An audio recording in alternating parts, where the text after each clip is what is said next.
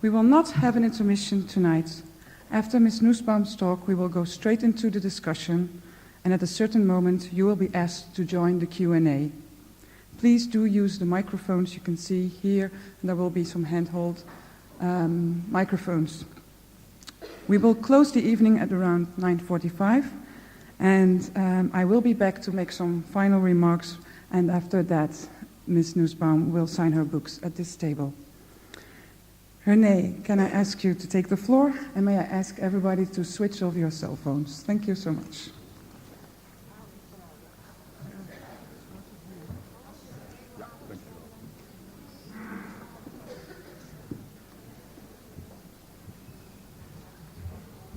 Thank you very much, Monique, also for the invitation to have the honor to be the host of tonight and to have a conversation with Mrs. Martha Nussbaum. I'm René Gude, International School for Philosophy, formerly known as de Internationale School voor Wijsbegeerte. I'm very happy to introduce Ms. Martha Nussbaum to you, if that's necessary, but still, let me try. Mrs. Nussbaum is a great scholar in classical philosophy. She did extensive studies on mainly Aristotle and the Stoics, but on several other philosophers too. And she made extensive studies of the Greek tragedies also. So classical antiquity in the philosophy and in the tragedy have no secrets for Mrs. Nussbaum.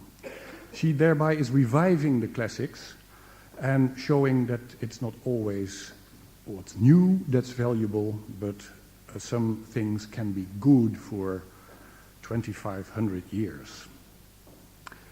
The outlook Ms. Nussbaum developed in these classical studies bear fruit in several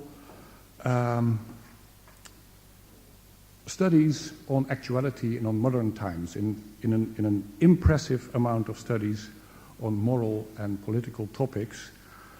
Jealous colleagues don't speak of this as an impressive amount of studies, but as a depressive amount of studies.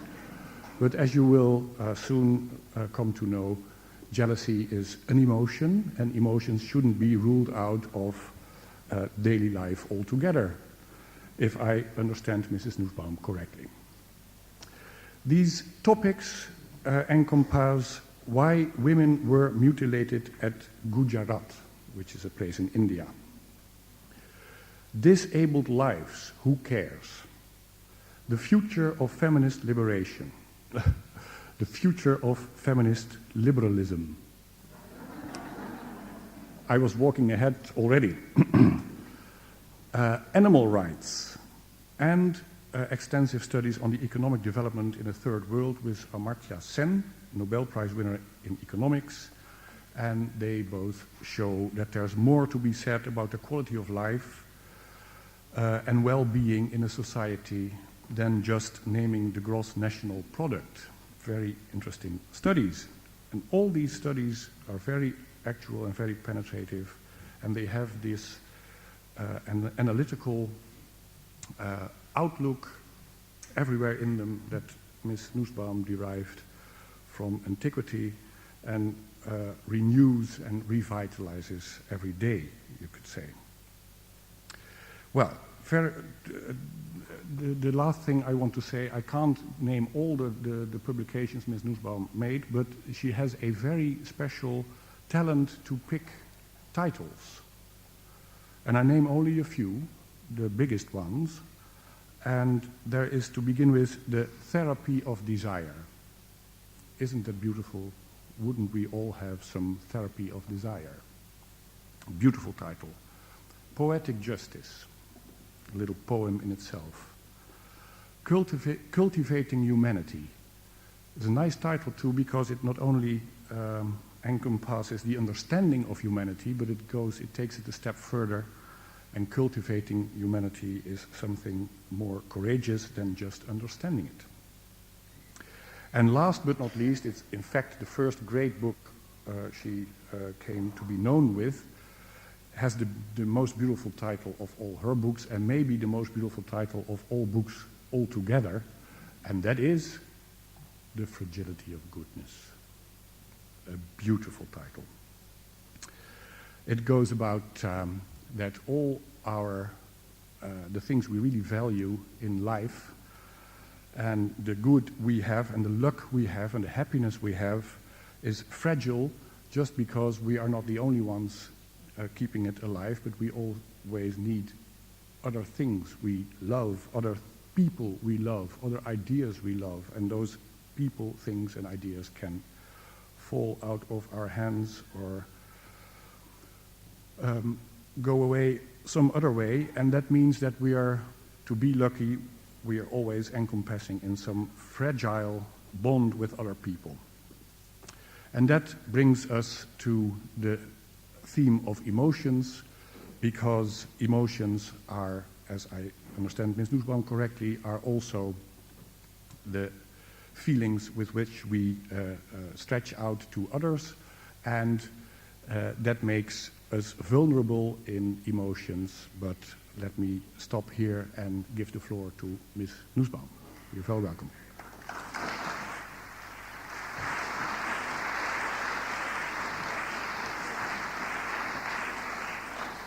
Well, thank you very much. And I want to just thank everyone for bringing me here and for the wonderful atmosphere surrounding the role of philosophy in the public culture that I find here in Holland. It's very unusual for me as an American to encounter this. So thank you all for coming. I want to introduce the main ideas of the book, and so that way I think it will open up more material for discussion. And so I'm going to begin with two quotations. The first is a quotation from Proust, from which the title of the book is taken. And it's when the Baron de Charlus has just fallen in love with Charlie Morel, and so the narrator is describing what has happened to his mind. It is almost impossible to understand the extent to which this upheaval agitated, and by that very fact had temporarily enriched the mind of Monsieur de Charlus. Love, in this way, produces real geological upheavals of thought. In the mind of Monsieur de Charlus, which only several days before resembled a plain so flat that even from a good vantage point one could not have discerned an idea sticking up above the ground, a mountain range had abruptly thrust itself into view, hard as rock, but mountains sculpted as if an artist, instead of taking the marble away, had worked it on the spot, and where they're twisted about one another in giant and swollen groupings, rage, jealousy, curiosity, envy, hate, suffering, pride, astonishment, and love. And the second is from Freud's Group Psychology and the Analysis of the Ego. Thus, by being born, we have made the step from an absolutely self-sufficient narcissism to the perception of a changing external world and the beginnings of the discovery of objects. And with this is associated the fact that we cannot endure the new state of things for long, that we periodically revert from it in our sleep to our former condition of absence of stimulation and avoidance of objects. Emotions shape the landscape of our mental and social lives. Like the geological upheavals a traveler might discover in a landscape where recently only a flat plain could be seen, they mark our lives as uneven, uncertain, and prone to reversal. Why and how? Is it because emotions are animal energies or impulses that have no connection with our thoughts, imaginings, and appraisals? Proust denies this, calling the emotions geological upheavals of thought. In other words, what changes the Baron's mind from a flat plain into a mountain range is not some subterranean jolt, but the thoughts he has about Charlie Morel, a person who has suddenly become absolutely central to his well-being, and whom he sees as inscrutable, undependable, and utterly beyond his control. It's these thoughts about value and importance that make his mind project outward like a mountain range, rather than sitting inert in self-satisfied ease. A lot is at stake in the decision to view emotions this way as intelligent responses to the perception of value.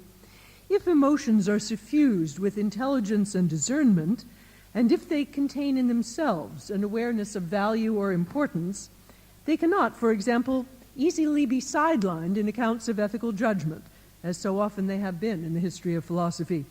Instead of viewing morality as a system of principles to be grasped by the detached intellect alone, emotions as motivations that either support or subvert our choice to act according to principle, we will have to consider emotions as part and parcel of the system of ethical reasoning. We will have to grapple with the messy material of grief and love and anger and fear, and the role these tumultuous experiences play in thought about the good and the just.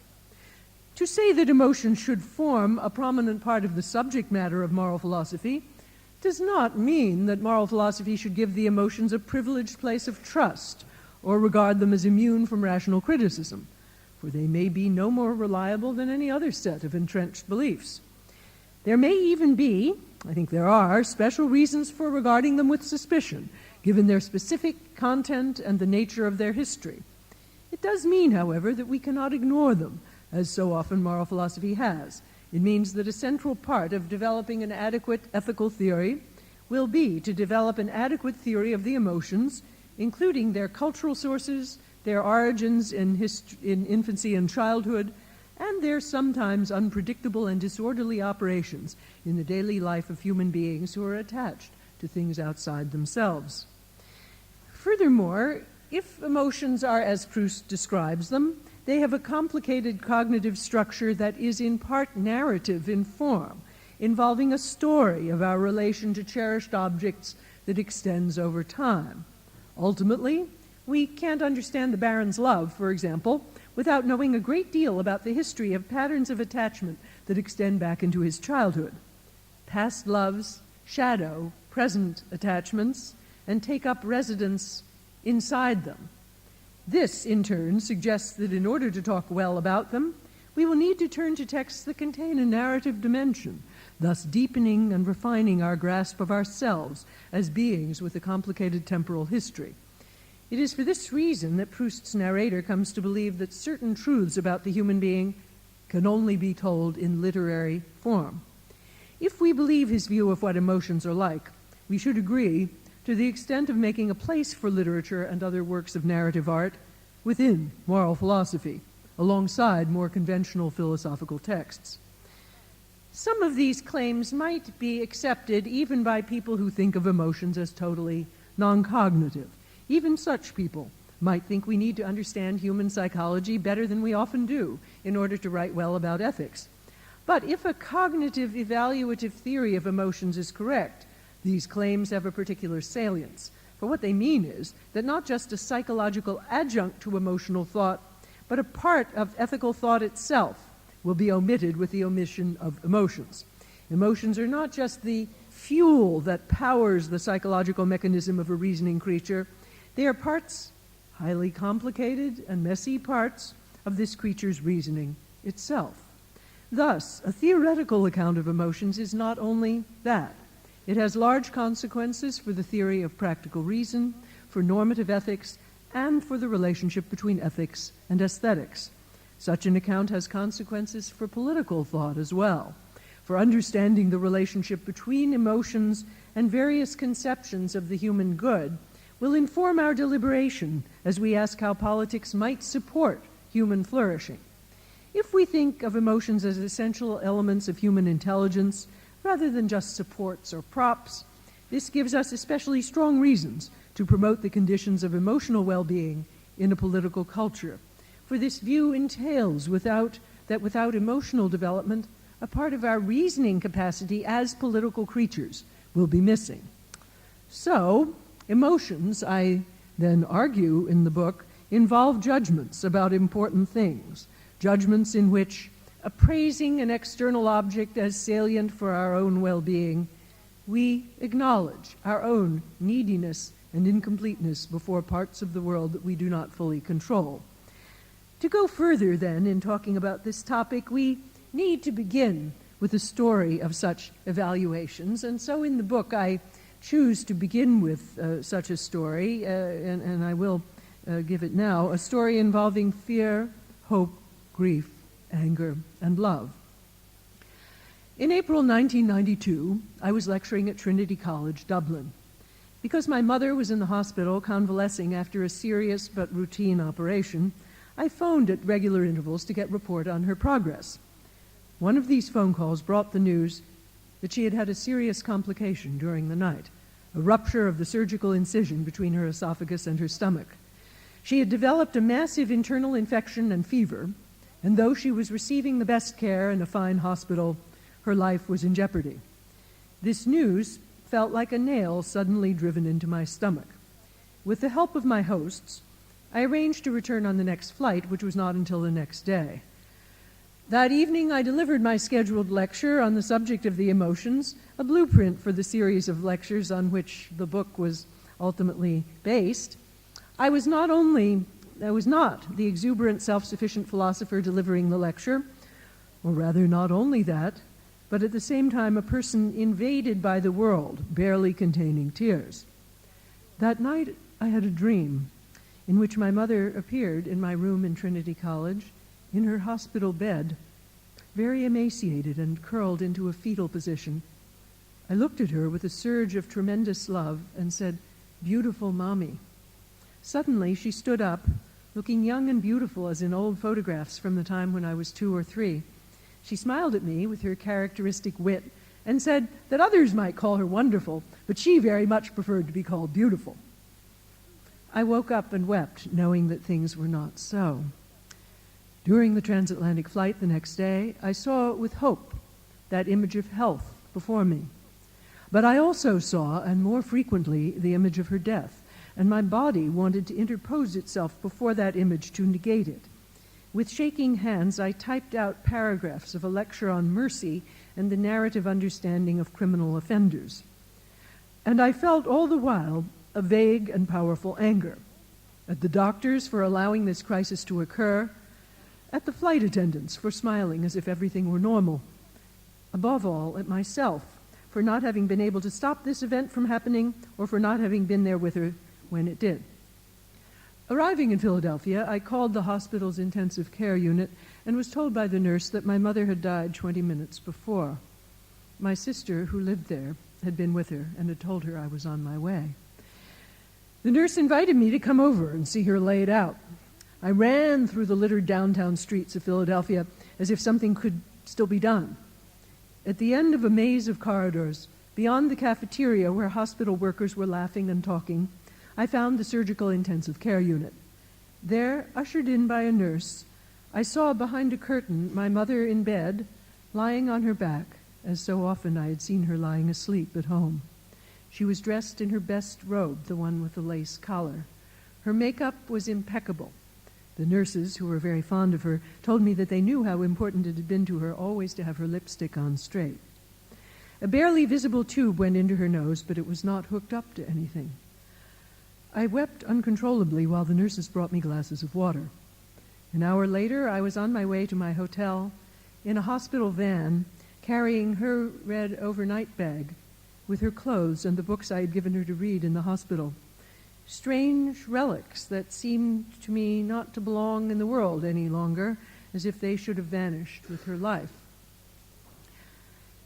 In this story, we see several features of the emotions that it is the business of my argument in the book to try to explain.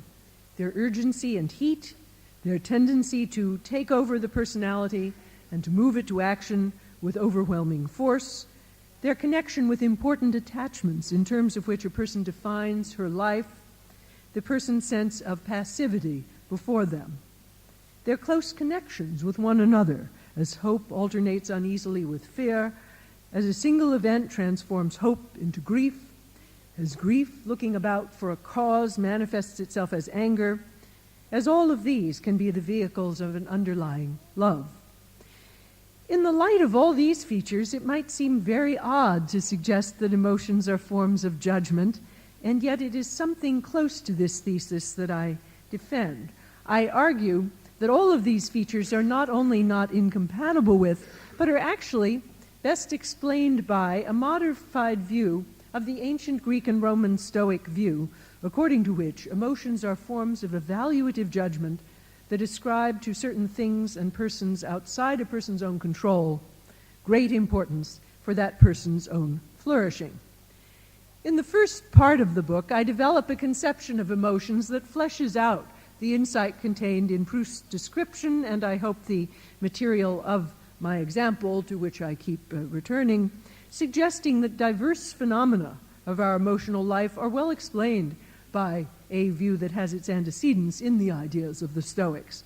This view holds that emotions are appraisals or value judgments whose objects are things and persons outside one's own control that have great importance for our own flourishing. So it contains three salient ideas: the idea of a cognitive appraisal or evaluation, the idea of one's own flourishing or one's own important goals and projects, and the idea of the salience of external objects as elements in one's own scheme of goals. Emotions typically combine these three ideas with information about events in the world. There are ways of registering how things are with respect to the external items that we view as salient in our own well-being. So if we think about the grief example, the idea is that you see in that example the directedness of the emotions toward my mother seen as wonderfully important and central in my own well-being, and then, of course, the combination of that appraisal with some registering of how things actually are in the world, that wonderful and important person is gone. And I try to show how this particular type of cognitive account does justice to that complex experience of emotion. My strategy is to state the view initially in a relatively simple way, giving it a preliminary defense. Once we've seen its general structure, then we can also see several modifications that it needs to undergo in order to be more fully adequate. These modifications were not made by the Stoics themselves, so far as we know, since we only have fragments of their work. So this is then my own further work. The view undergoes refinement and reshaping in 4 distinct stages. By the time we're done with it, a general core will remain, but it will be a lot more subtle and complex than the view first announced.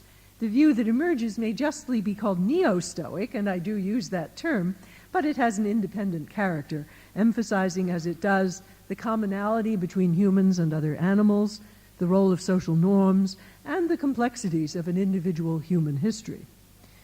To modify the view, we need first simply to elaborate it further and better, taking up issues the Stoics did not address. We need to consider the role the imagination plays in emotions of various types.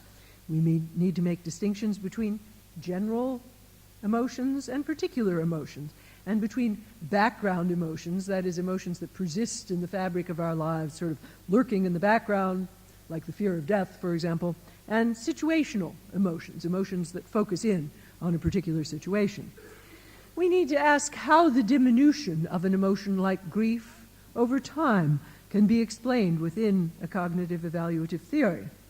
And finally, we need to devote a good deal of attention to the difficult question whether there are elements other than cognitive attitudes that are centrally involved, in fact necessarily involved in emotions.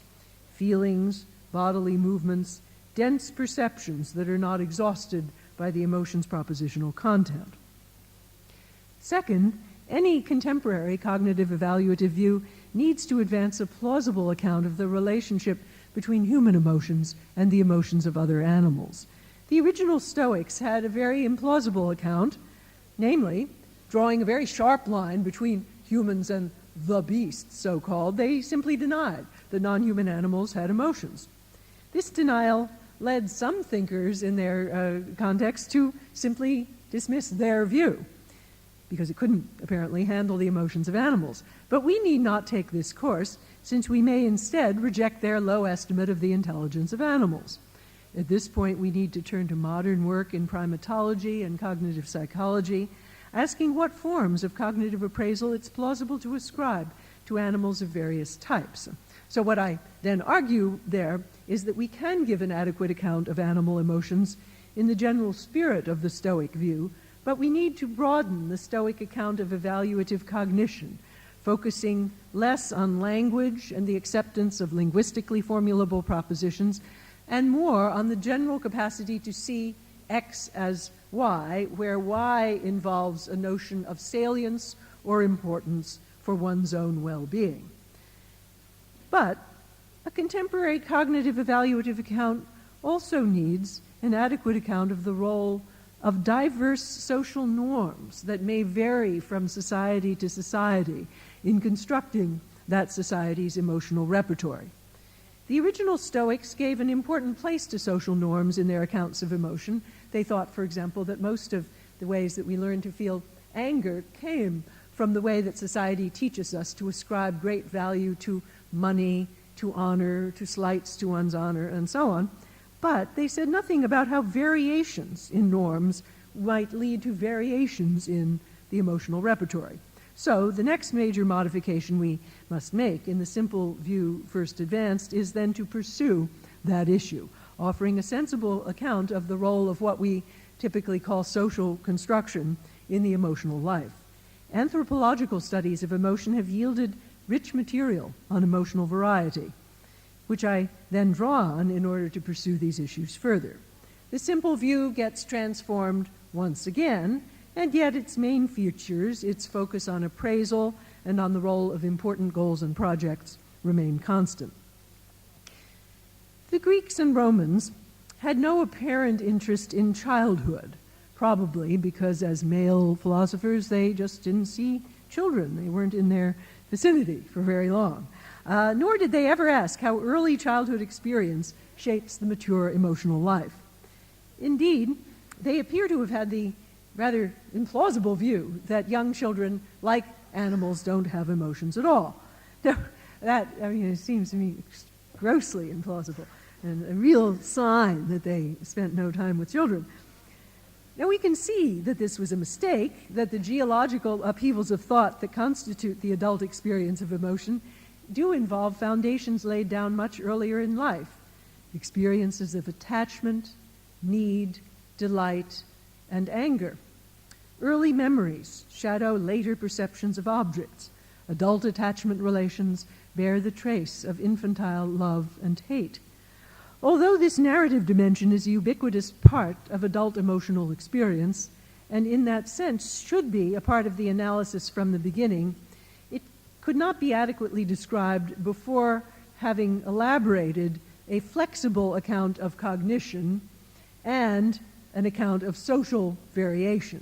At this point, however, we can ask how a human infant's combination of extreme neediness with cognitive maturity, of intense attachment with nascent separateness, shapes, for better or for worse, the geography of the emotional life. On these questions, rarely treated by philosophers and almost never treated well, a philosopher needs to turn again to psychology and to literature for help. Recently, there's been an unprecedented degree of convergence and even cooperation between cognitive psychologists and psychoanalysts, especially those in the object relations tradition, where some of these issues are concerned. I draw on this material, but I also draw quite centrally on Proust, in some ways the most profound object relations analyst of them all. The simple view thus undergoes yet one more stage of modification, this one being the most dramatic.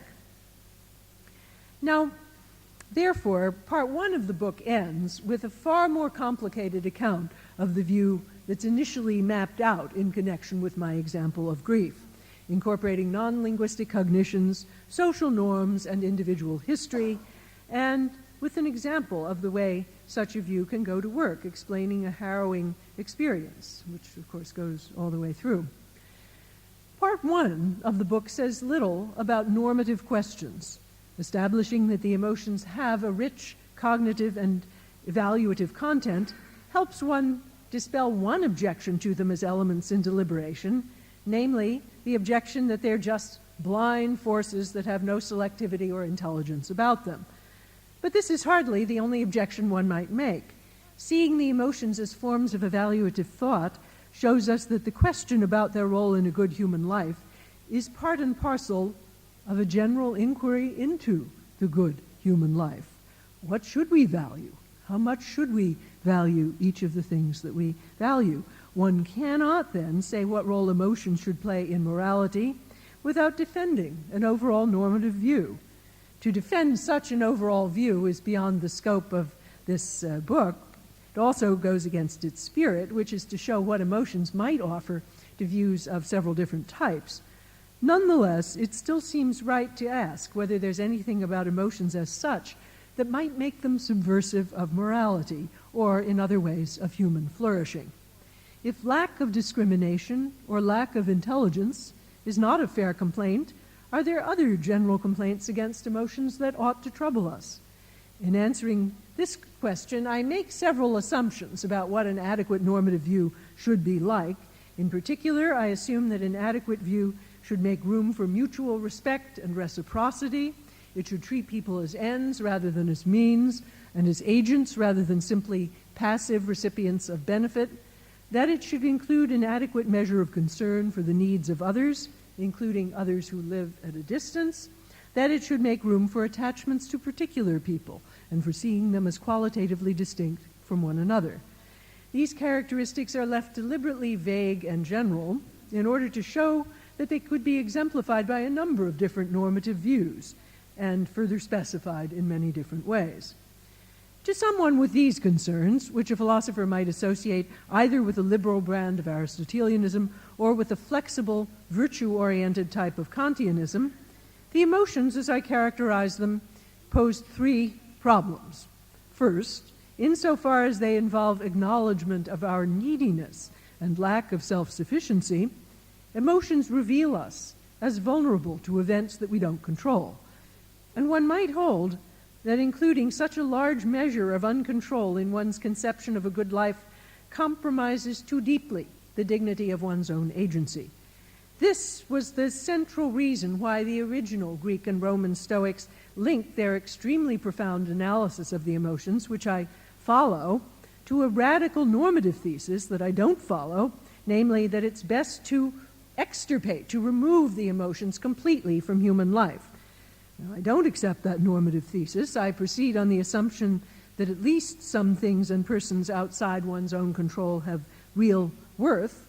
But the Stoic challenge, drawing as it does on an attractive picture of agency and its integrity, raises questions that must be answered in connection with any normative thesis that one does defend.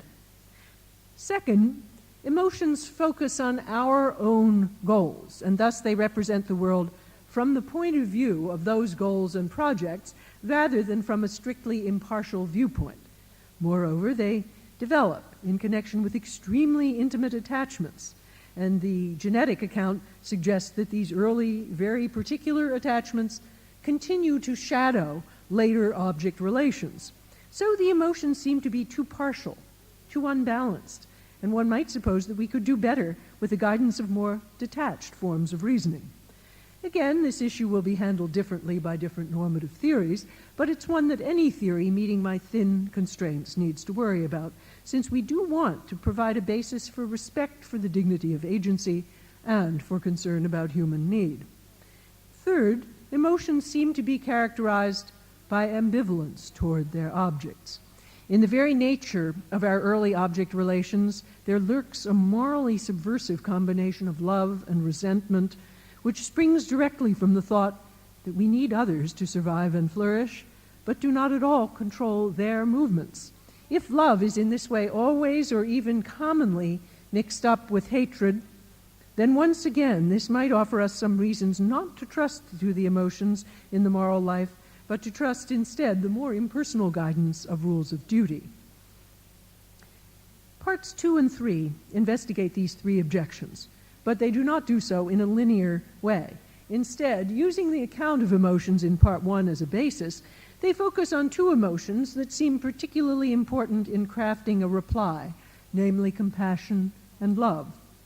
There would be indefinitely many ways of investigating connections between emotions and morality, and a general discussion of this question could easily come to lack the kind of specificity and detail that would make such an account valuable. So my choice was to narrow my scope, both by focusing on these two emotions, although others such as shame and disgust also play an important role, and by talking about them in a way that's sometimes indirect and unsystematic, focusing on the analysis of historical debates and on the interpretation of texts. Compassion is an emotion that has often been relied on to hook our imaginations to the good of others and to make them the object of our intense care. In the sixth chapter of the book, I investigate the structure of that emotion, asking what prospects and problems it contains for morality.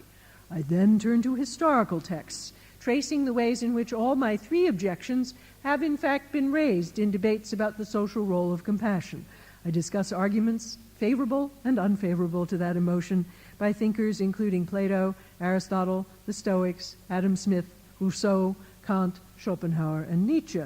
I then assess that historical debate, analyzing each of the three objections in turn and concluding with a complex and highly qualified defense of compassion's social role.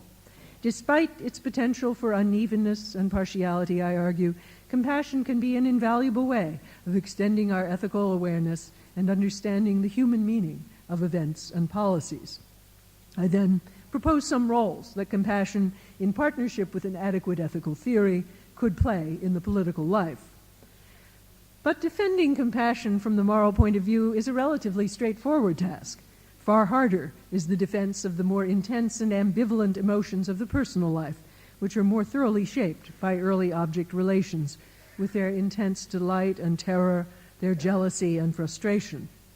Personal love has typically been thought too wonderful to remove from human life, but it's also been seen, and not only by philosophers, as a source of great moral danger because of its partiality and the extreme form of vulnerability it involves, which make a connection with jealousy and anger virtually inevitable.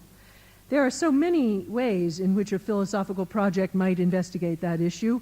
I chose to focus on accounts of the ascent or the ladder of love within highly limited portions of the Western philosophical literary tradition, asking what reforms in the structure of love seem to promise solutions to these three problems, and whether, in solving the problems, they still leave in place the elements of love that an adequate account should include. These attempts can be divided into three families: Platonic, Christian, and Romantic. Each family makes proposals of real merit, and yet each in some ways climbs so high above real life that there are real doubts about whether they actually include, as they claim to, everything that has genuine human worth.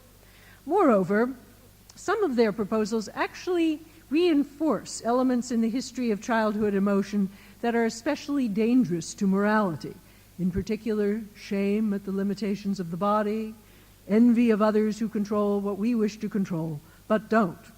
In that sense, they make things worse rather than better. They make us more narcissistic rather than more genuinely cooperative.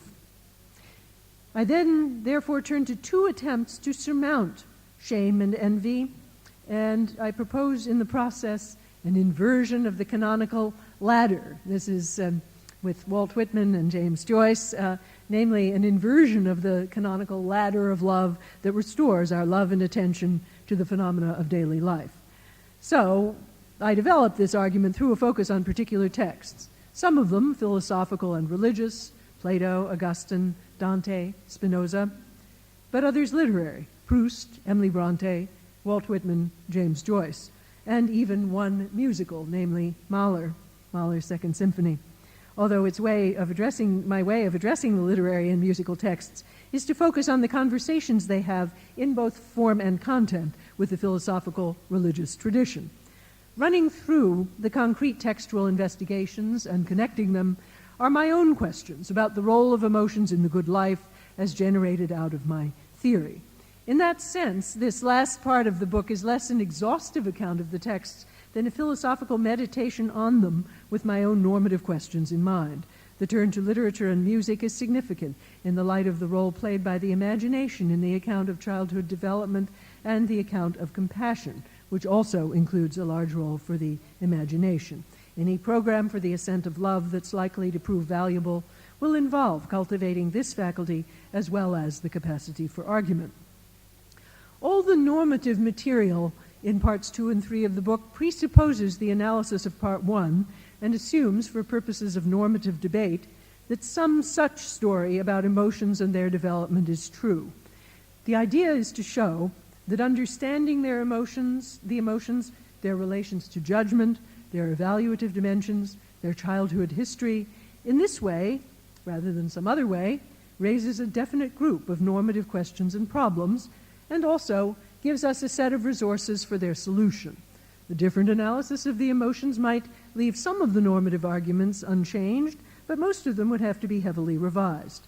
If we thought of the emotions as innate bodily movements, for example, proposals to modify them by altering the thought about objects would not be very much to the point.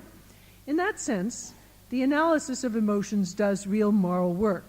We see clearly what problems we do and do not have on our hands. We adopt plausible rather than implausible pictures of ethical change, and we understand what it might be for a political community to extend to its citizens the social bases of imaginative and emotional health. It is sometimes supposed, and has even recently been claimed in philosophy, that cognitive views of emotions are Apollinian, by which the writer seems to mean leaving out what is messy and ungovernable in the life of the passions. Now, I believe that this criticism is quite misguided, or at least that it would not be correct to aim it at my cognitive evaluative view. As the Proust passage indicates, thinking of emotions as thoughts hardly leaves out what is unsettling and indeed sometimes excruciating about the emotions. Indeed, I suspect that the criticism should be aimed the other way round. If we really were to think of emotions as like bodily tugs or stabs or flashes, then we would precisely leave out what is most disturbing about them. How simple life would be if grief were only a pain in the leg, or jealousy but a very bad headache. Jealousy and grief torment us mentally. It's the thoughts we have about objects that are the sources of agony and, in other cases, of delight. Even the grief and love of animals, I believe, is a function of their capacity for thoughts about objects which they see as important for their well-being. But the peculiar depth and the potentially terrifying character of the human emotions derives from the especially complicated thoughts humans typically form about their own need for objects and their imperfect control over them.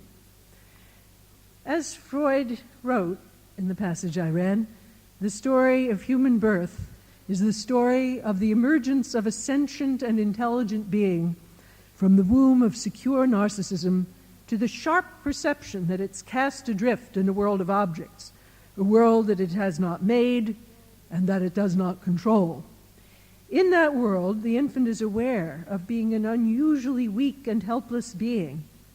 Bodily pain is nothing by contrast to the terrifying awareness of one's own helplessness, close to unendurable, says Freud, without the shelter of a womb-like sleep. When we wake up, we have to figure out how to live in that world of objects. Without the intelligence of the emotions, we have little hope of confronting that problem well. Thanks.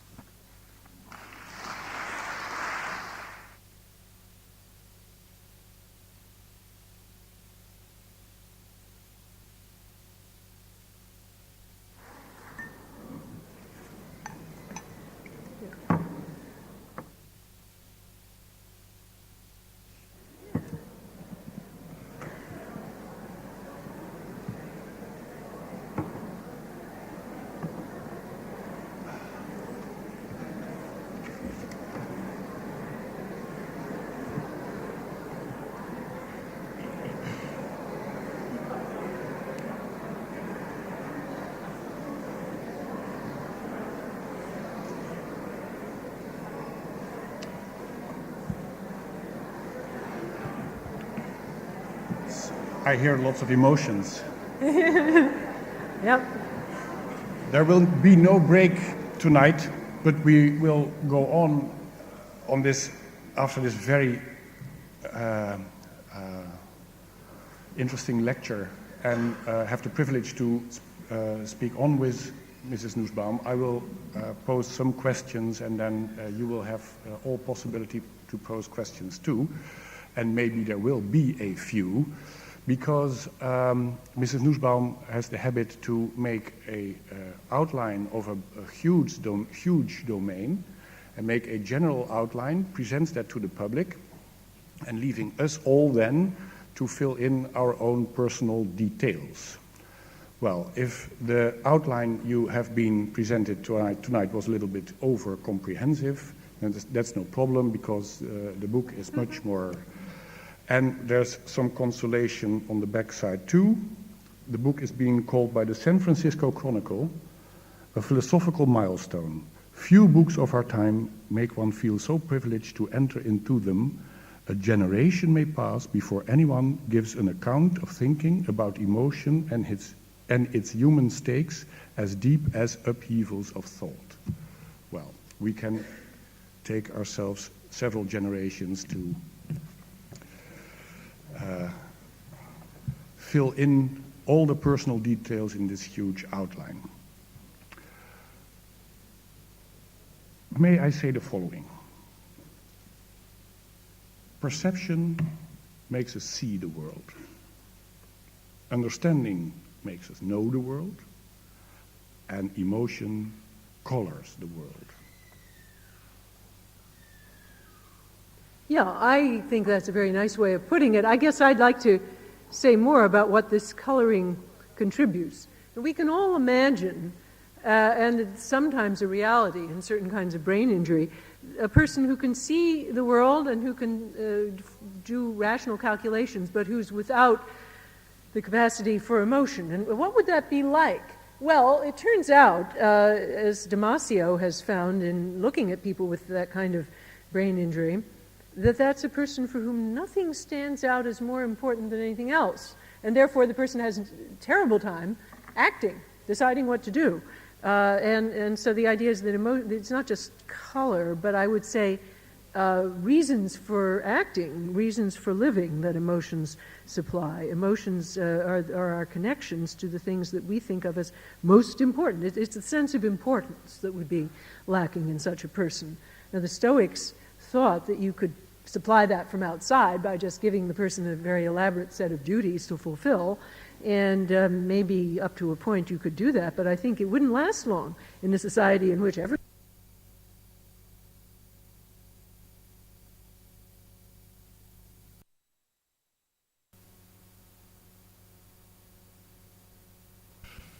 function of emotions so heavily next to perception and understanding. Do you think that science, which in fact basically relies only on perception and logical reasoning, experiment on the one hand and logics on the other hand, do they miss anything? Can emotion play part in science as well?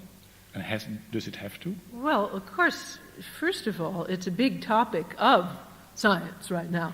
That wasn't back in the 30s. People were saying things like, oh, pretty soon this messy word emotion will just drop out as a vestige of folk psychology.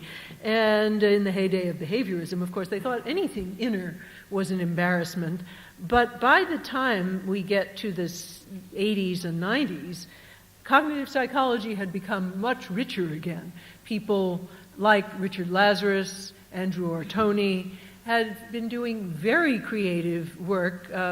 Nico Frigia, of course, from Holland, and they've done very important work on the way that emotions figure in the correct understanding of human and animal psychology.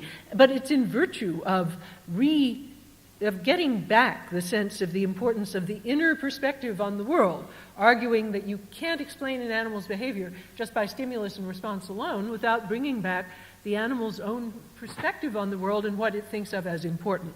So science has now come back to emotions, but because of that, of course, come back to an interest in interdisciplinary inquiry also.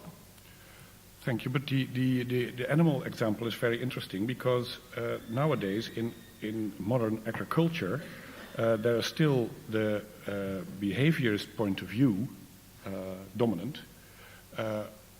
by which a farmer can say that his pigs show all kinds of distress, but you can't tell from those signs that the animal has emotions and that it is suffering. And so the intensive agriculture goes on. Yeah, well, of course, there are all kinds of ways that people have of avoiding recognition that they're doing something bad, aren't there? I mean, they have said that about human beings, too, for the longest time. And, I mean, even in Rousseau, you see him saying, recognizing that a lot of people in his context don't think the lower classes feel pain. So, of course, we had this story about animals, that they were merely automata. The ancient Greeks and Romans never swallowed that, and neither should we. But just to be sure that we're on the right track, of course, we need to do more science. We need to study the neurobiology of animal creatures of various kinds.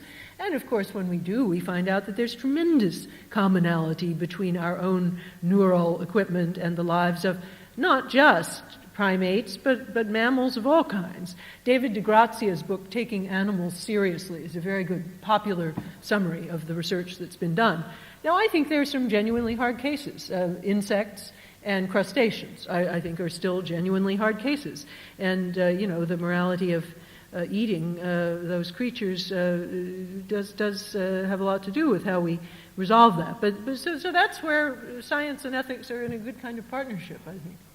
Could it be that science holds out emotion because perceptions are more or less to be done actively, and understanding is also to be done actively? It's in our control.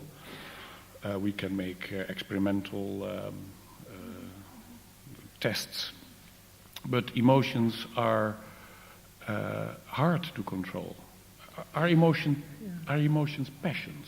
Are they just coming? Well, okay, are we let's passive? talk about that. I mean, so first of all, I do want to repeat again that I don't view myself as an opponent of scientific ways of seeing emotions. I mean, sometimes people do write that way, but I think the science that's being done now is, on the whole, very, very good, and I'm really interested in it. And there are things that I'm even involved in partnerships with. Seligman, whom I mention a lot in the book, is now working on virtue ethics and the role of emotions in virtues, and I've been part of this project that he has. So I'm not anti-science. I just think we should have good science, and on the whole, we have quite a lot of good science. As to this passivity, what is it? Well, some people used to think that, because we so often use these expressions like I was swept away or I was taken over, that meant that the emotions are sort of like an alien force, let's say like the waves of the sea, the tsunami that sweeps you away. So it's not part of your own personality at all. Now, I think that the real story is something more subtle than that. If you see emotions the way I do, as ways that we have of ascribing tremendous importance to parts of the world outside ourselves that we don't control, you'll quite readily see how the emotions can have both activity and passivity. The activity is in the ascription of value, the appraisal that we make, but of course that very appraisal makes us tremendously passive, because then whatever that part of the world out there does causes us either pleasure, pain, whatever. So, you have a child, you love a child, and loving is something quite active, but then that makes you passive, because when that child is hurt, you are very, very upset. Or if that child does something you don't like, you're very, very angry. So having a child, I think, is a good example of how activity and passivity always go together in the emotional life. I mean, love is an active challenge, and it's an active emotion, but the minute anyone who's had a child will know, by that very fact, you're terribly passive.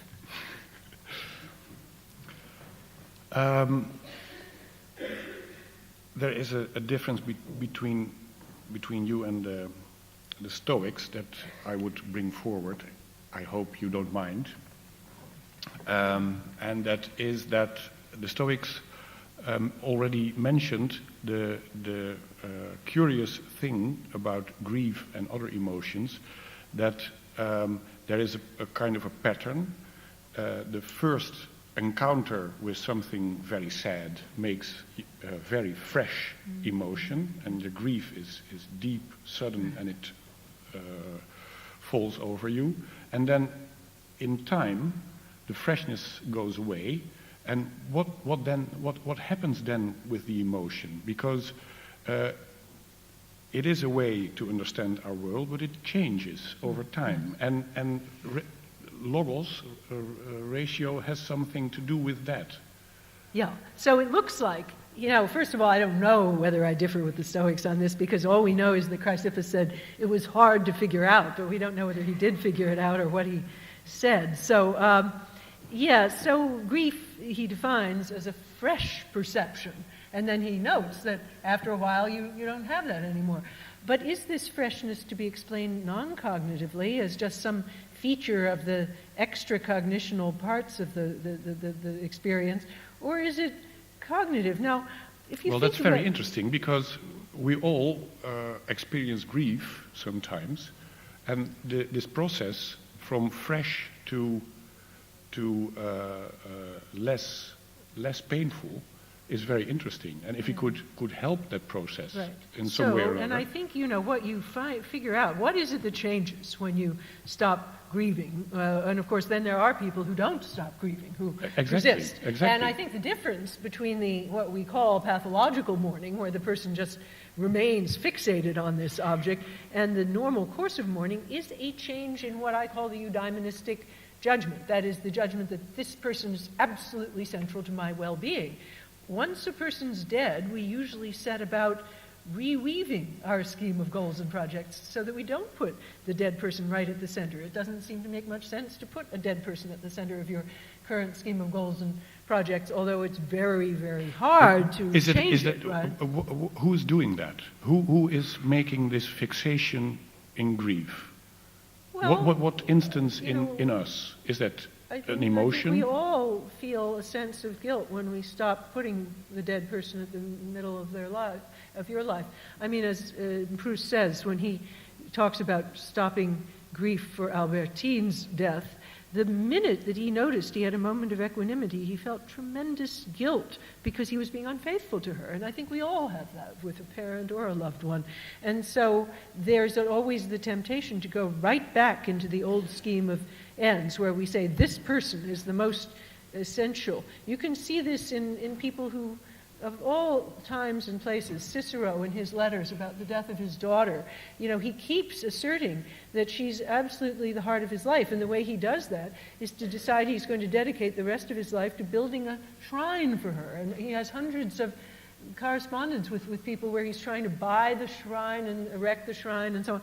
And his friends are saying, this is really weird. You shouldn't be focused so much on your daughter. A lot of time has gone by and you should just let this go. But he finds he can't do it. He wants her to be the center of his life, and then the only way to do it is this ridiculous shrine. So I think, the pathological mourning has a lot of different causes, but one cause is surely that love doesn't so easily stop, and we want to be faithful to the loved one. Yes, but of course we do, and what seems very interesting is that you need images from your memory, perceptions in fact, or thoughts to fixate emotions.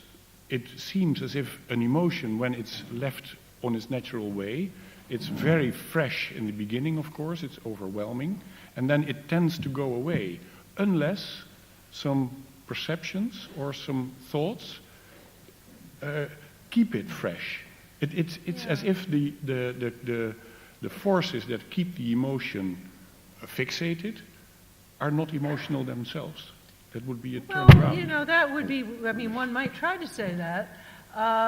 And I think in all emotions, of course, perceptions play a role. And I think that it could be any number of different things, thoughts of many kinds that can keep the person before you in a very vivid way. I mean, when my teacher Bernard Williams died 2 years ago, and I've gone, through various stages of grieving for him because I was very, very fond of him.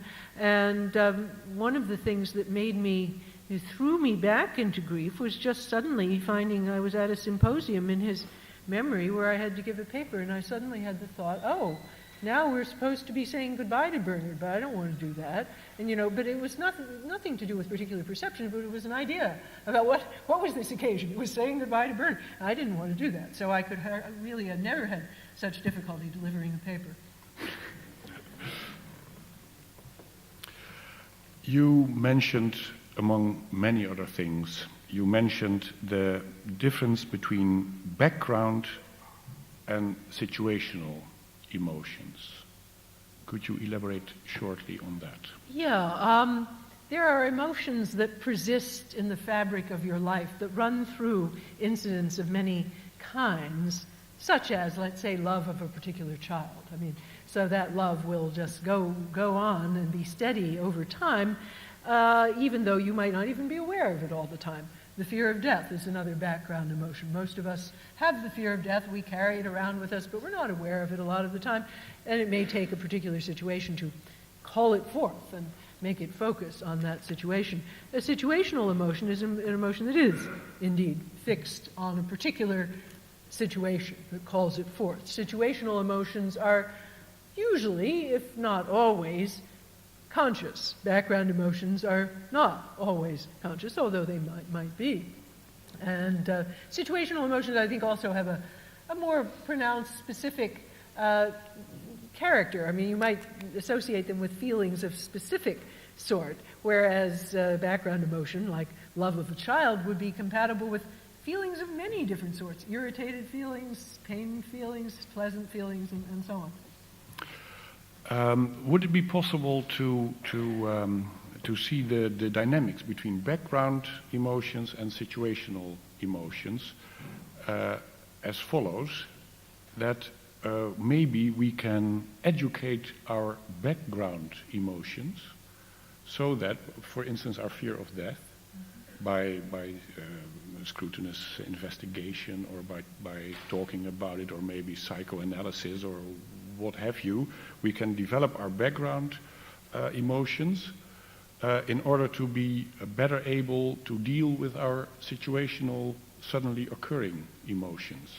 This is a very hopeful thought. I hope you will say yes. Well, I think so, but I think often we don't know. We have less access to what our background emotions are, partly because they're not always conscious. For example, I think people in intimate relationships often have a background emotion of anger toward the partner, and they're not even quite aware of it because they don't think it's something they should be having. And so it would be, of course, nice if they could recognize that and work on it so that it didn't flare up in an instant and so on. But it's not always so easy because then you have to, first of all, admit that you're angry and so on, and try to figure out why. Would you advise it? Well, I think, insofar as we're able to spend time understanding ourselves, that would be one of the most important things to do, sure. Everybody that's holding a grudge against his or her spouse should investigate it deeply, and it will diminish your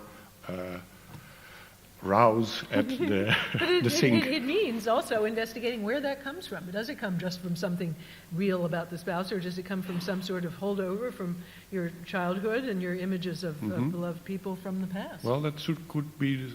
Is psychoanalysis built on this? Maybe built on this? Yeah, I think so. I think that's really what it's about: is bringing these things to light and trying to cope with them. Yeah. Well, I have a last question, and then you can have all your questions, okay? We talked about science a little. We talked about personal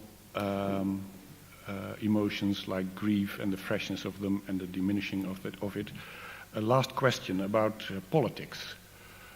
Emotions in politics are very actual in Holland, as you may have heard. We didn't have any political murders of 1584, I think, and in the last 5 years, 2. So that's a thing that we... not 1584. Ik word al meteen gecorrigeerd. I'm being corrected because de gebroeders de Wit waren later. Well, there were lots of political murders during the past centuries. And we are all very shaken about it and very emotional. I've got the following question. In politics at this moment, there is a sort of a comeback of emotions. They have been away. We have had a liberal, rational, procedural way of going about politics, and now emotions are back. How come that it's so much easier for politicians to make an appeal to hatred and anger than it is to the emotions love and compassion? Well, I don't even think, I think one reason for that asymmetry is that hatred and anger are valorized as good emotions for a manly man to have, and compassion and love are coded as feminine, and they're not good things for a manly man to have. That's certainly true in America, where any expression of compassion will immediately, a lot of the last election was about gender norms, and it was about, who could pose as being the true man. And of course that means not having fear, even when fear would be quite appropriate, and not having compassion, not having a foreign policy that's based on compassion for the situation of people who are hungry or something, but rather one based on defending our turf and so on. So I think the question is not whether there should be emotions in politics. There always are going to be emotions in politics, but which ones there should be. And I think it's a big mistake for people defending social democratic values to think that it would be better if politics were just unemotional, because what is it to care about justice other than to be willing to fight hard for it and to get angry when wrong is done, and to be afraid that the triumph of bad forces in one society might come to pass.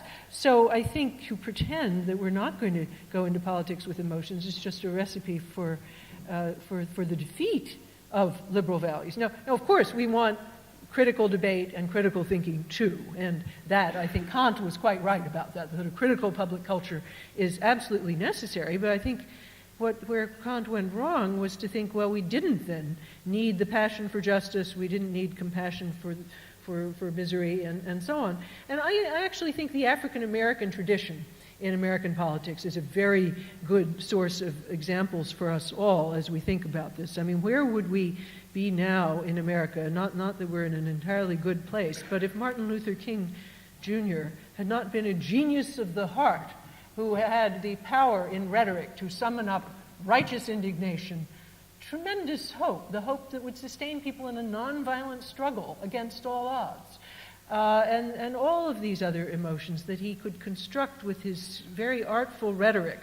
Another great genius of emotions in quite a different vein was Franklin Delano Roosevelt, who very carefully hired artists in the Depression to portray the misery of the poor in a way that would awaken a kind of respectful compassion and not just a mere dismissal. And so the role of emotions in politics is ongoing, and so one had better shape it well rather than badly. Thank you very much. I have to defend myself and my male brothers in this room for the contention that males are not into emotions. I myself, I love, and I'm very compassionate. I really am. I'm not talking about men. And we have a minister of immigration, and she's very tough. She is very tough. Well, so is our Secretary of State. No, I'm talking about certain images of the manly and the feminine that are very powerful, not about real men and women. Okay. I'll turn, if you agree with me, I turn to the. Could you walk to the microphone, please? As you were talking about emotions in politics, I would like to know your view on the Terry Schiavo situation in the United States. Well, now how to connect it with the topic of emotions is complicated. I guess my view is that this is not a human life any longer, that anyone who looks the facts in the face should know that there's no consciousness and no sentience, and that the parents are persisting in a kind of, this is an example, I guess, of a kind of pathological morning, where they project onto this form, despite all evidence to the contrary, a human life and form emotions in accordance with that projection. So, that seems to be the sad situation that's led to this 15 years of conflict. I think right now, having gone through the struggle in the courts and so on, having had it come to a resolution, the next stage where the Congress got involved and Bush got involved was very unfortunate and rather alarming incursion of federal power into the zone of state power, of constitutional authorities, not just left-wing people like Larry Tribe, but people like Charles Fried, who was Reagan's Solicitor General, have denounced this as disgusting and is deeply alarming.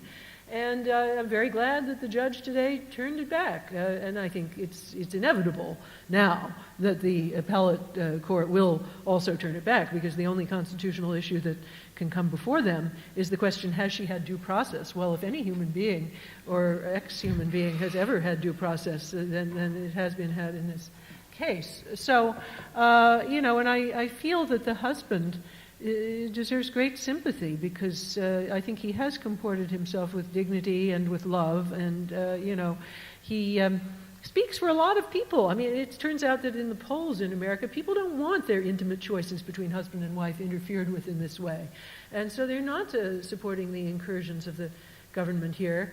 But I suppose it should just be a lesson to us all to make our own living wills as quickly as possible.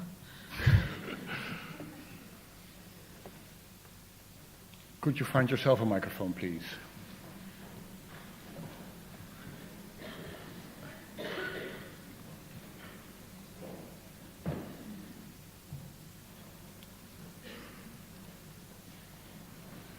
All the way from the dungeons.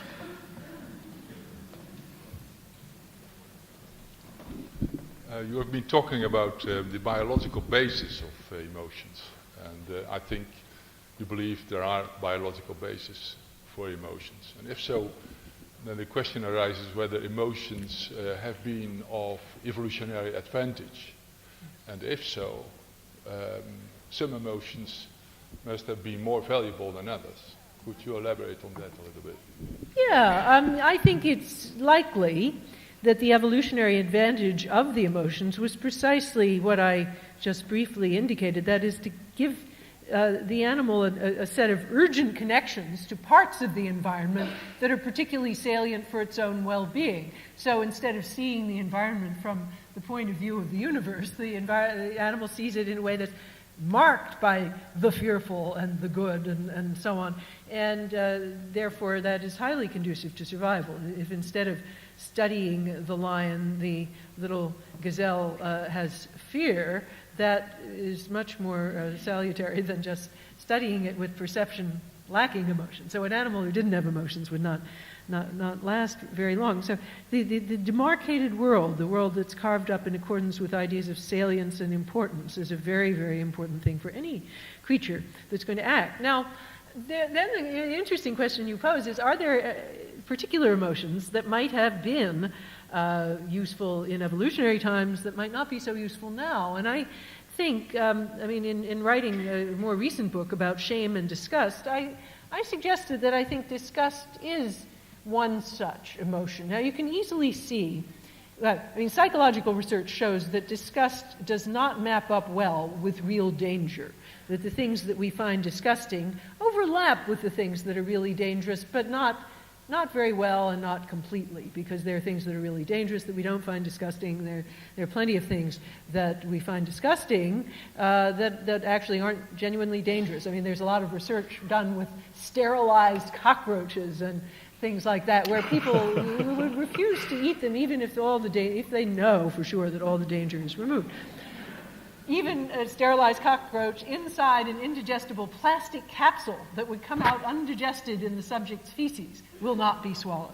So disgust is associated with the sort of magical associations about contamination and the borders of the body. Nonetheless, in evolutionary times, it's pretty good heuristic, because it gives an additional oomph to the sense of danger. If you smell the milk and it smells disgusting, well, probably safe enough not to drink that milk. And, today we obviously have other ways of investigating whether bacteria are present that don't involve that. But I must say, nonetheless, if we don't want to take all that time to test for bacteria, it's still a pretty good heuristic around the kitchen, and you throw out food if it smells disgusting. But certainly that is one whose usefulness has gone down as we find out better ways of identifying sources of danger. Ja, u bent aan de beurt met uw blauwe trui. Even een microfoon.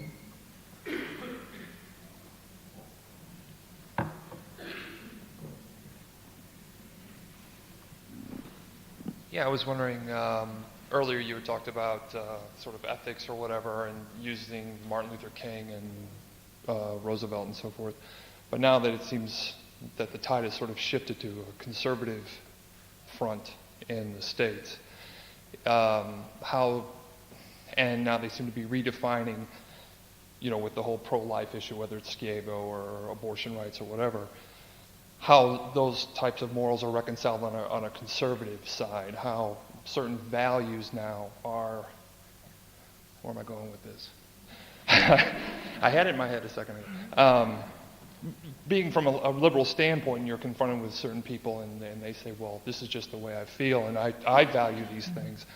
And even though I may not agree with them on the surface, it's hard to sort of argue that on a surface level and say, well, your value system is whatever, when they can make a very compassionate or moralistic argument, I guess, from their side. And I was just wondering how you think now that it's shifted more to the right, how certain morals and all that can be reconciled on that front, even though you may not agree with them. Well, I actually think, the shift isn't at all total. And where you think about race, for example, you compare where we are now to where we were when I was a little girl, there's been a tremendous shift. And I think there's no politician now who would make even covert appeals to racism without, doing it very, very secretly. But if it ever got out that there was racism involved, we saw what happened to various people who've lost positions of power because their racist past has come to light. And what's interesting there is that there's been a big effort in primary education to get children to understand what the civil rights struggle was about, to get them to act in little plays where they pretend to be the one at the back who had to sit in the back of the bus, and they see how they feel. We're giving them the emotional experience of exclusion, not just a factual history lesson. And I think those things are crucial to educating citizens who are going to be able to rise above politics of hatred. Now, think about the gay issue. The Republicans are pulling out all the stops to try, or certain Republicans, certain religious right Republicans, to foment disgust and hatred towards gays and lesbians. But the fact is that people who associate with these people and who have the emotions of friend and colleague and so on towards them are proving to be more immune to that. And once again, the schools are doing quite a lot, because there's been a lot going on in the schools trying to make gay teens feel not excluded so they won't be so ostracized and they won't feel so depressed and so on. And so we know that the social attitudes of people under 25 on gay issues are very, very different from the social attitudes of older people, and I think it's partly because of this emotional education. So when a politician like Alan Keyes, who's a particularly nutty senatorial candidate in my own state, who Republican ran against the most wonderful new Democratic Senator Barack Obama, whom you may well have heard of. They're both rather emotional types, but they use the emotions in such opposite ways. It was quite interesting, because Obama is, coming from the African American tradition, a master of the rhetoric of hope and inclusion. And of all, after King, I don't think we've had such a powerful orator from that tradition. Whereas Keyes was mean-spirited, and, he wanted to say, Jesus hates gays and so on. Jesus will vote for me because I think gays are selfish hedonists. And he was even asked, do you think that Vice President Cheney's daughter is a selfish hedonist? And he just said, it follows from my argument, doesn't it? And and then it turns out more recently he's thrown his own daughter out of the house because she's a lesbian. So that kind of thing doesn't go down well. Maybe we should do to him what they did to those cockroaches. Put him in a plastic capsule. Well, Somebody on the first floor, maybe.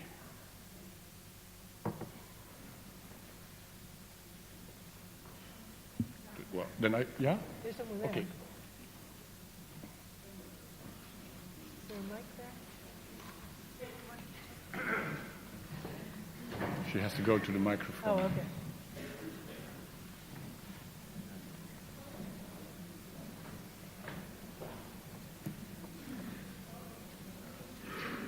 Oh, there it is. You can put it Hello. down a little. You can put it down. How? It's okay, I'll just go on my tiptoes. Or bend it I to- would like to ask if you think that the existence of animal emotion has been so vehemently denied for so long because it's just so immensely inconvenient, or is there more going on? Well, first of all, it hasn't been denied at all in the Indian tradition, which was, of course, has always been deeply respectful of animal life, the Hindu tradition, and it hasn't been denied in the Greek and Romans either, except by the Stoics. Every other major school of ancient philosophy did think animals had emotions, and Aristotle has very interesting things to say about that. So that view, the Stoic view, was an odd view in antiquity, and it happened to chime in with certain strands in the Judeo-Christian tradition, so it was the one that ended up being taken up into Judeo-Christian ethics. But of course, even Judeo-Christian ethics isn't committed to the idea that animals don't have emotions, or that they don't feel quite a range of emotions. There have been a lot of different views on that subject within the Judeo-Christian tradition. So I think what's happening now is that people know more. There's been a lot more done. I think people always knew a lot about the emotions of dogs that they lived with, but they didn't theorize about it. Now there's much more knowledge of higher primates, because people have gone and actually lived with them for long periods of time, and they've become part of that society, so it's become more difficult to deny that they have emotions, and there's been some very serious, rigorous work on that, like Frans de Waal, the great primatologist, Sarah Blaffer-Hrdy, all these people who've just done good work that people can't dismiss on that. And then finally, there's been also new neurobiological work, which shows you that the neural anatomy of higher primates is very similar to our own in all the respects that seem to matter for emotion.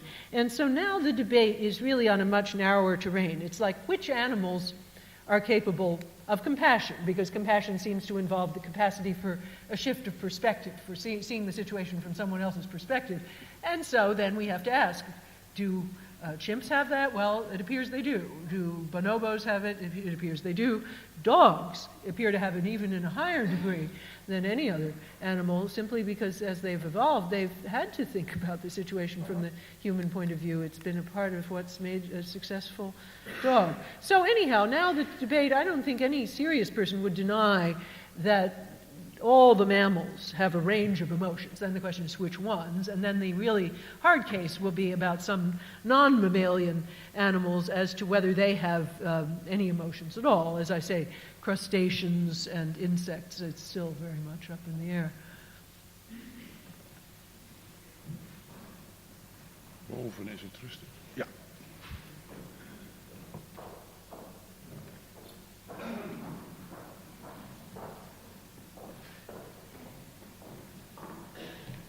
Hello, I'm Henry Benders, teaching at Erasmus University, and more important than that, I'm a historian, so not a philosopher. I first like to congratulate you on your very eloquent presented speech, and also the speedy version of it. But I'd like to ask you a very general historical question, and a very acute historical question, returning to that woman in that hospital in Florida. We're in a church right now. It's a Protestant church. I prefer the church next door. It's a Catholic church. I'm Catholic, by the way.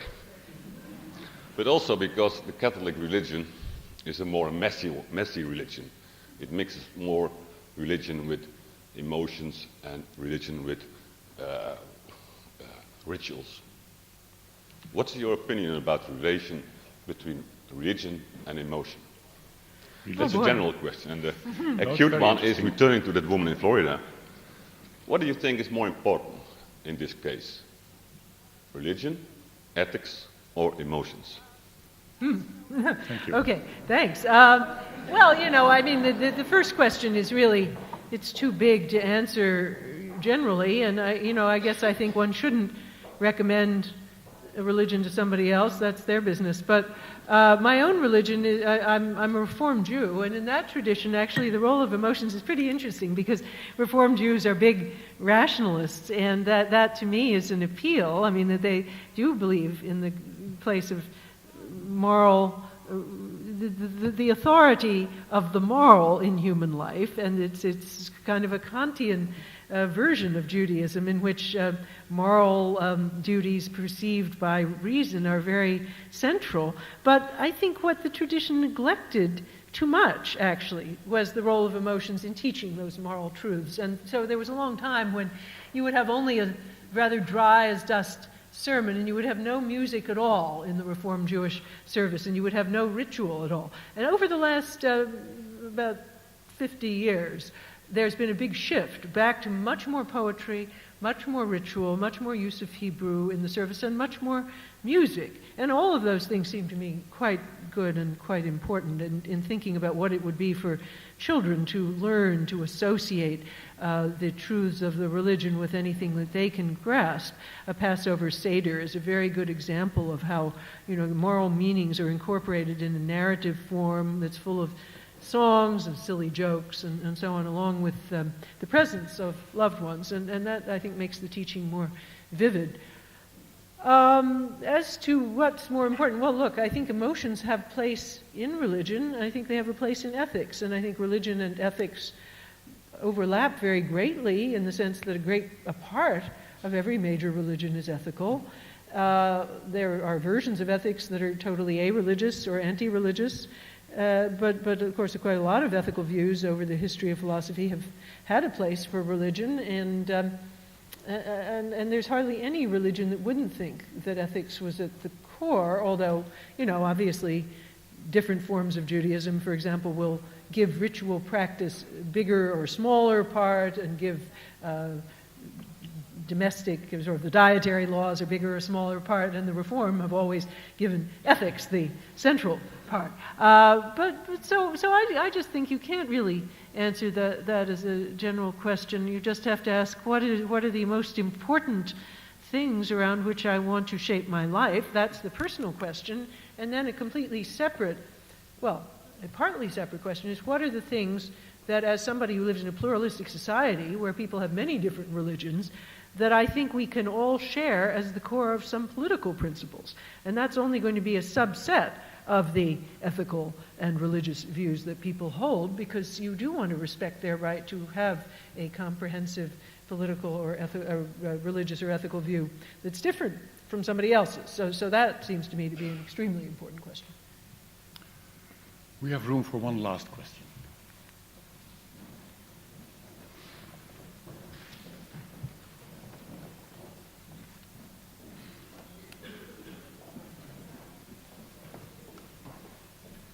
Hi. In your in the description that was given by the John Adams Institute, I don't have it with me, but I think it described you as a typical feminine philosopher looking at emotions at one point. And I thought it was kind of an interesting thing to put in an introduction, thinking that looking at the deconstruction of whether it's a feminine trait to look at emotions, and I'd be interested in your That's funny. I didn't see that, but I guess my first reaction to that is, the people who've done a lot of the great work on this subject have not been women, since women haven't been allowed to play a part in the subject until very recently. That's almost certain to be the case. I think culturally, for the reasons that I give, there is perhaps a greater fluency that women sometimes have with the language of emotion. I mean, just this is a crude generalization, but as a generalization, I think there's something in it, that little boys are encouraged less to think about their feelings, to talk about them, to name them, and so on, than little girls are, at least in American culture. I mean, there's surveys that bear that out, and if that's so, then as people grow up, then you know, what you know how to talk about well is what you'll take an interest in and what you might want to write about. And so I think, you know, when I was in graduate school, there were quite a few women who were interested in doing work on the emotions and on friendship and so on. Now, of course, we happen to notice that Aristotle talked about all these things, but we also noticed that our male advisors thought that this was a pretty embarrassing to talk about, and you know, they didn't want us talking about that. They thought it was soft and feminine and embarrassing. Now, on the end, having said that, though, I will also say, who was it that made me feel I could write about this and not get my head chopped off? It was some men, in particular Bernard Williams, above all, but also Stanley Cavell and also Richard Wollheim, the great aesthetician who also died this year. All of those were men who had really taken they had done something that for them, because they were already successful men, was not so terribly risky.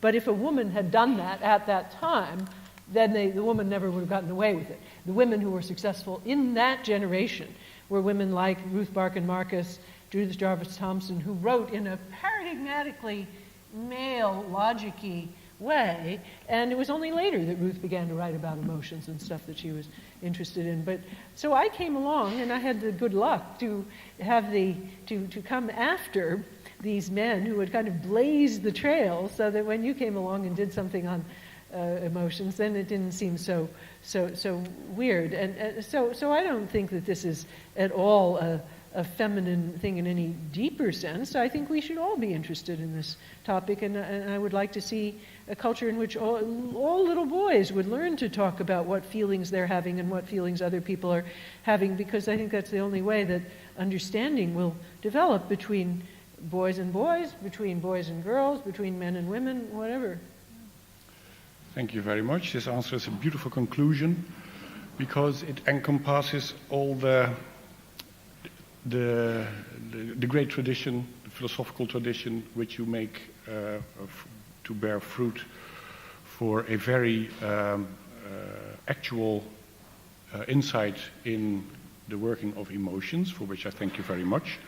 You presented an outline of a vast domain in which it will cost me some time to fill in all the details, but it was a great privilege to see you at work in filling in all those details with light touch, going from the fine distinctions in emotions in Catholics, Jews, Protestants, males, females, conservatives, Democrats, and all other animals, including cockroaches.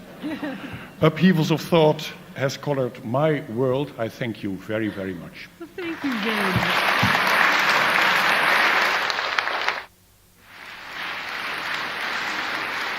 Just sit down. One last words. Emotions are reasons for living. Thank you again, as Renee said, for giving this broad scope, and I think some people would like to read it again, and I suggest you read it in Dutch. Oplevingen van het denken, as I said, published by AMBO. It's for sale there, and Martha will sign her books in a moment. I just wanted to, before I thank you all, and buy you a drink, because I apologize for not having all the microphones flashing through the auditorium, so I feel a little bit ashamed, but the first drink is on ours. The next event is part of our 225 years celebration of our program on 225 years on John Adams. It's a special program. It's going to be held at the Concertgebouw. It's an American evening at the Concertgebouw.